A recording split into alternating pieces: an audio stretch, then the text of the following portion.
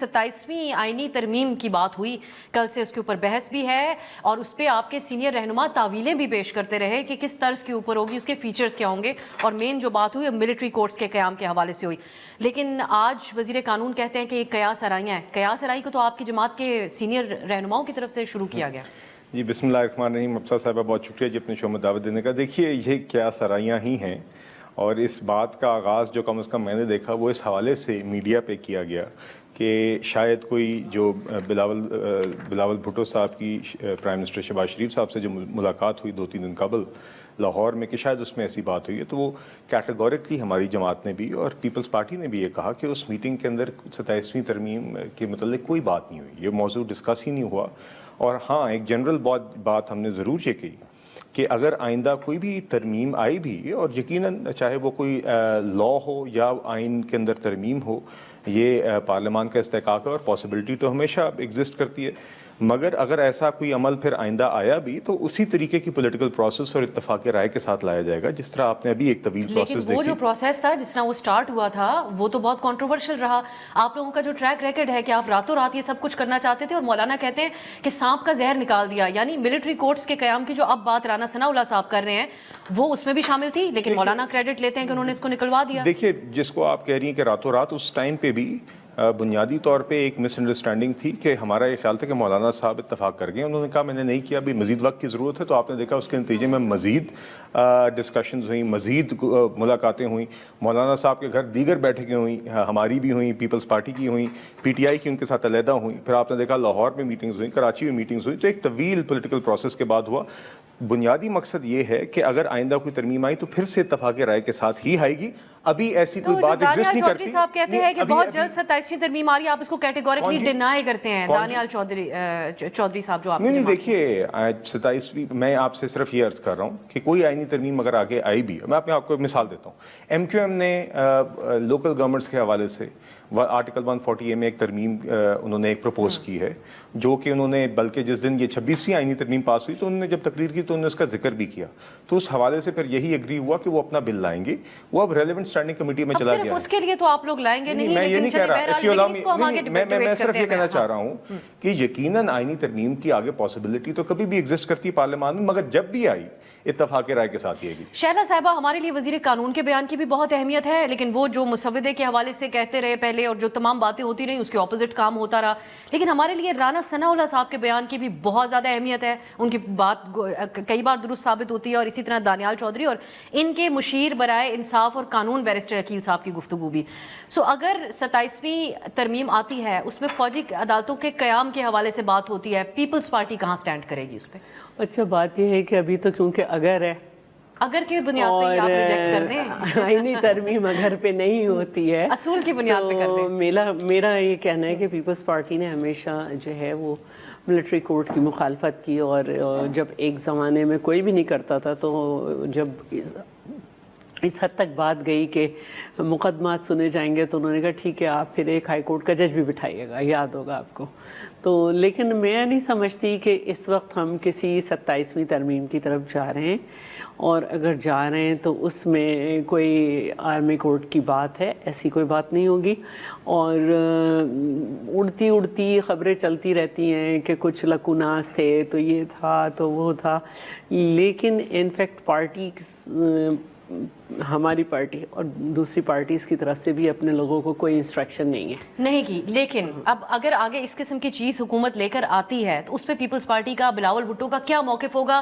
ہمیں محترمہ بے نظیر بھٹو کے صاحبزادے کیمپین کرتے ہوئے دکھائی دیں گے ملٹری کورٹس کے حوالے سے، جو وہ پہلے کہتے تھے کہ میرے منشور میں عدالتی اصلاحات شامل ہیں، ملٹری کورٹس نہیں ہیں، یا پھر ہمیں اس سے فاصلہ اختیار کرتے ہوئے شہلا صاحبہ نظر آئیں گے؟ ایسی کوئی بات نہیں ہے، ہم اپنے منشور ہی کے مطابق چل رہے ہیں اور ایسا کچھ نہیں ہوگا.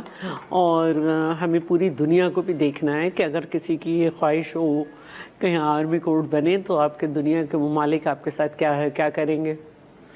یہ بھی دیکھنا ہوتا ہے آپ کو. چلے اب گلوبل سٹینڈرڈز کے مطابق تو بہت سی چیزیں ہونی چاہیے، لیکن بیرسٹر عمیر صاحب ہمارے ہاں تو نہیں ہو رہی ہوتی اور جواب طلبی بھی اب انٹرنیشنل لیول پہ ایک حد سے زیادہ نہیں ہوتی.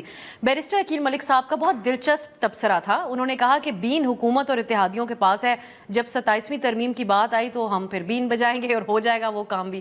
آپ لوگ کو سمجھتے ہیں کہ ملٹری کورٹس کے حوالے سے، یا آپ اپنے ساتھ لنک کر کے اس کو دیکھتے ہیں، کیسے دیکھ رہے ہیں؟ میں ان کے بیان کو اور طرح سے دیکھتا ہوں. مطلب ملٹری کورٹس نے بنیادی طور پہ اتنی ہرڈلی 26ویں آئینی ترمیم لائی ہے کہ ان کے لیے ابھی اس میں مسائل ہیں، اور شاید یہ اس کو اپنا سکوپ سیدھا کرنے کے لیے جو ہے نا یہ 27ویں ترمیم لائی. یہ ابھی دیکھیں گے کہ ابھی ججز کا کس طرح سے رسپانس ہے، 26ویں آئینی ترمیم کو عدالت کس طرح سے دیکھتی ہے، کیا وہ ویل ریسیو ہوتی ہے نہیں ہوتی ہے، اس کے اکارڈنگلی یہ چیزیں آگے بڑھیں گی. ابھی بہت جلدی ہوگا، ابھی مہینہ ڈیڑھ تو آپ دیکھیں. ابھی آپ کے آئینی بینچز جو ان کی تشکیل کیسے ہوتی ہے، پھر ابھی اضافے کا یہ ججز کی تعداد بڑھانے کا بل میرے خیال سے جمعے والے دن لا رہے ہیں، اور یہ بہتر بتا سکتے ہیں کیانی صاحب، مگر وہ یہ چیزیں سٹریم لائن ہوں گی. ججز کی اپوائنٹمنٹ ہوتی ہے تو اس کے بعد بھی آگے لیکن ویسے آپ کا اس کے اوپر موقف کیا ہوگا؟ اب جو رانا ثناء اللہ صاحب اس کی حوالے سے جسٹیفیکیشن دے رہے تھے اور تفصیلی طور پہ بیان کر رہے تھے، وہ کہتے ہیں مخصوص علاقوں کے لیے فاٹا، کیونکہ اب اتنی ڈیٹیل میں وہ گئے تو تبھی ہمارے ہاں موضوع بحث بنا ہے.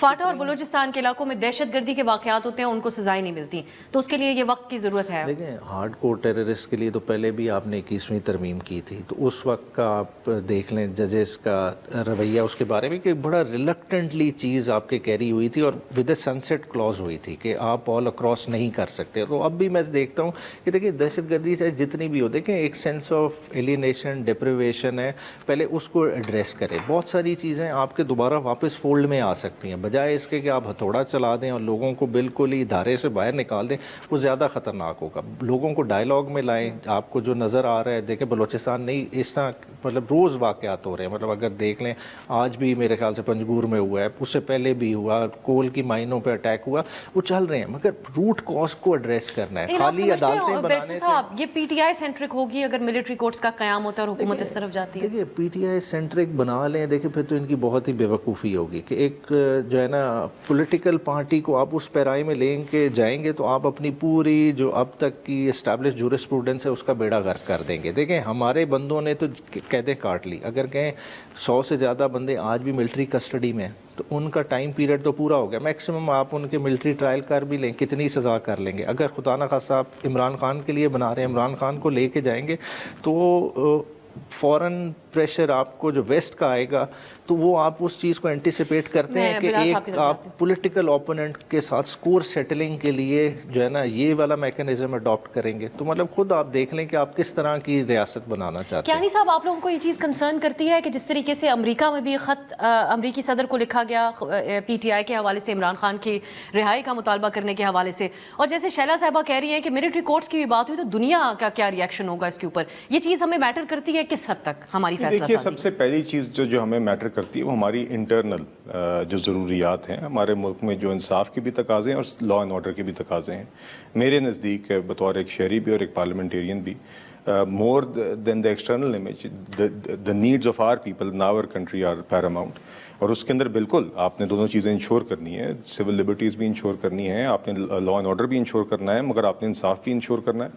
جہاں تک بات ہے جی پی ٹی آئی کی اور وہ لیٹرز کی، تو جو شہباز گل صاحب اور زلفی بخاری صاحب جس مشن پہ باہر ہیں، ایبسلوٹلی ناٹ ایبسلوٹلی یس میں تبدیل ہو گیا ہے، اور وہیں پہ جا کے منتیں ترلے ہو رہے ہیں اور لابینگ ہو رہی ہے، جن کو پہلے کہ دھمکیاں دیتے تھے کہ انہوں نے ہماری حکومت گرائی.